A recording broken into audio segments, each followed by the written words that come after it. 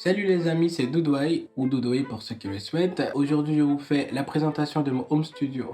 Mais l'idée de cette présentation, c'est avant tout de faire un test d'une caméra que j'ai achetée il n'y a pas longtemps de cela. C'est la Sony Alpha 6400. J'ai regardé beaucoup de vidéos de gens qui testent, qui présentent cette caméra. Elle a l'air super bien. J'ai aussi vu beaucoup de youtubeurs en parler sur leur chaîne. Aujourd'hui, je vous fais le test de cette caméra pour en voir le rendu et également en profiter pour vous présenter ce que j'ai comme matériel dans mon petit home studio. Les équipements que j'utilise habituellement pour faire mes productions, mes prises de voix. Cela fait très longtemps que j'ai pas partagé de contenu sur ma chaîne. C'est l'occasion pour moi de revitaliser cette chaîne. La chaîne a été pour ainsi dire sans activité depuis très longtemps. Vous verrez que la présentation sera très rapide. C'est ma toute première vidéo de ce style. J'aimerais avoir vos retours en commentaire. N'hésitez pas à réagir à la vidéo en mettant des likes et surtout à vous abonner et activer la cloche de notification pour être averti de mes nouvelles vidéos. Donc passons vite fait à la présentation de ce home studio. Bon, voilà, vous avez une vue d'ensemble de mon espace de travail. C'est une table, il y a des mousses acoustiques qui sont posées sur le mur à l'arrière de mes enceintes de monitoring pour réduire la réflexion. Il y a une carte de son, un casque de monitoring, un ordinateur, un clavier, un écran, une souris et des disques durs. Bien entendu, il y a mon téléphone qui est posé sur la table. Voilà, c'est la vue d'ensemble de ce home studio. On s'approche et du coup, je vais commencer par l'essentiel qui est bien entendu mon ordinateur. C'est un ordinateur Razer Blade 15 base model. Il est très bien comme ordinateur, il est assez puissant. C'est un ordinateur gaming avec un processeur Intel Core i7, 16 Go RAM et en tout cas beaucoup de performance. C'est un Razer Blade 15, c'est le base model, c'est pas très avancé, mais en tout cas ça fait l'affaire.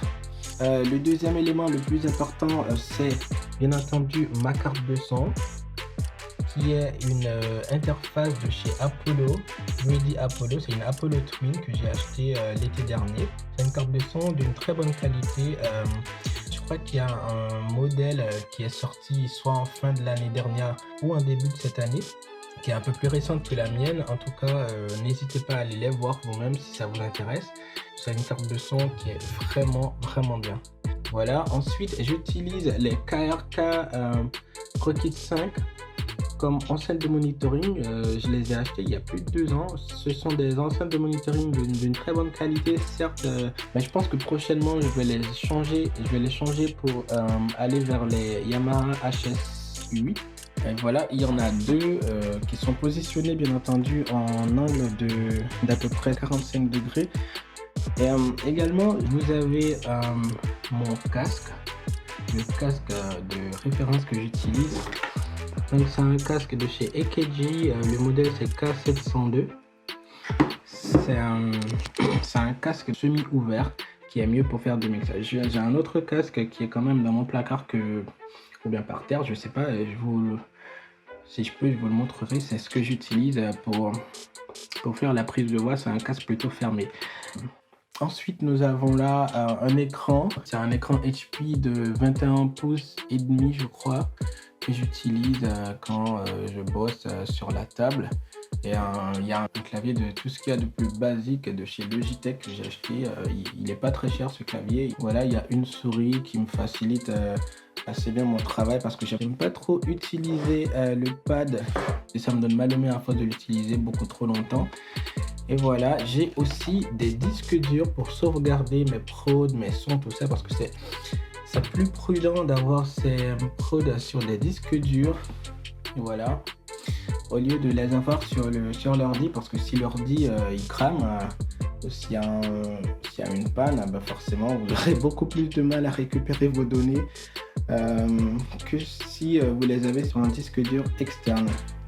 La grande nouveauté, c'est ce placard que j'ai transformé en bouffe de prise de voix le week-end dernier, que je ne l'ai pas encore utilisé certes, pour voir en termes de rendu ce que ça donne. Je vais prendre mon téléphone pour éclairer un peu parce que c'est assez sombre à l'intérieur. Voilà, avec un peu de lumière ce que ça donne. J'ai utilisé le placard qui avait il y a quelques vêtements, quelques vestes. Voilà, c'est un placard, c'est un des placards que j'utilise pour mettre mes vestes. Et donc, je l'ai transformé parce que je l'utilise pas plus que ça. Je l'ai transformé en bouffe. J'ai collé sur les parois des mousses acoustiques que j'ai achetées sur un site allemand. Je vous mettrai le site du fournisseur en question. Ce sont des mousses pas très chères, mais elles sont de très bonne qualité, j'estime, en tout cas pour ce que ça fait. Elles sont pas très chères, mais elles font le boulot. Donc, j'ai là aussi un filtre anti-réflexion qui est positionné à l'arrière du micro, qui aide aussi à diminuer la réflexion. Certes, les mousses font le boulot, mais bon, comme je l'ai quand même utilisé. Plus on utilise d'équipements pour réduire les réflexions dans la prise de voix, mieux c'est. Alors, comme ça, je l'ai utilisé. J'ai un micro. C'est un micro qui est pas de très haute gamme. C'est un petit micro d'Audio Technica. C'est le modèle AT2020. Et voilà, il y a un pop filter aussi devant le micro pour réduire les pas, les ps, tout ça, dans la prise de voix. Et donc, comme vous verrez ici, c'est un placard que j'utilise aussi pour mettre un aspirateur et de vieilles chaussures, de vieux baskets, de vieilles chaussures que j'utilise presque pas. Et donc, voilà, je vais faire des prises de voix prochainement et vous aurez l'occasion de voir ce que ça fait, ce que ça réduit effectivement la résonance dans la pièce, parce que la résonance ici, elle est quand même très très très forte, parce que la pièce n'est pas vraiment isolée. Je vous ferai le tour de la pièce une prochaine fois, mais là pour l'instant je m'en tiens à cette vidéo de présentation du Home Studio. Et voilà, c'était tout pour cette présentation. Merci d'avoir regardé cette vidéo jusqu'au bout. Encore une fois, abonnez-vous à la chaîne et d'ici là, je vous dis à une prochaine vidéo. Bye bye.